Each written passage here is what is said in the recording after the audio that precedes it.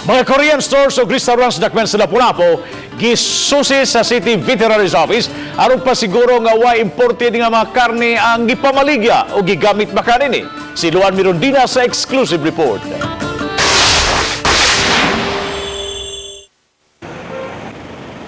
Unang gisusi sa taga City Veterinary Office kini mga Korean restaurant sa Barangay Mactan. Gitanaw nila ang kitchen area, ilabi na ang freezer diin nahimutang ang mga stock sa karning baboy.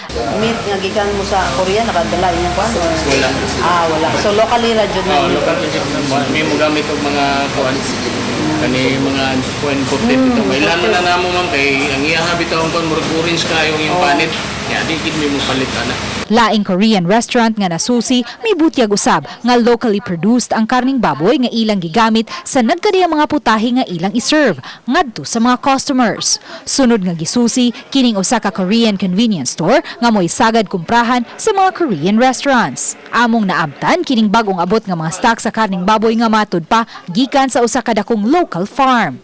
Apil lang Chinese pero usually ang uban nga mga Chinese restaurant wala pa mag-operate ana maingana so more on kuan man nila kanang mga noodles ingana pero ang atong prioritize katong naa jud sila yung mga meat shop. Gibutyag sa store manager nga gipull out na usab nila ang tanang mga imported nga processed meat.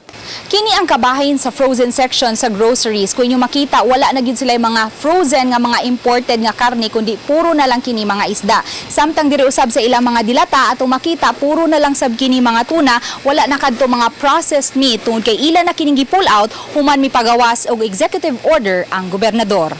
Pag dawat na mo tong letter gikan kang Gov atong sa office ni Gov gikuan gi pull out ginamo dayon ya nami supplier gi pa-return ginamo nila. Sa milabayng Biyernes, gihatagan og ultimatum ni Governor Gwen Garcia ang mga Korean stores ug restaurants sa pag-pull out sa tanang mga imported nga processed ug frozen meat human malakip ang nasod sa South Korea sa mga naapektuhan sa African swine fever.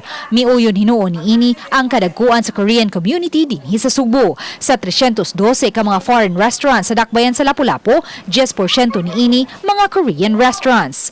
Uban ni Lior Cajes, Luan Mirondina, Balitang Bisdak.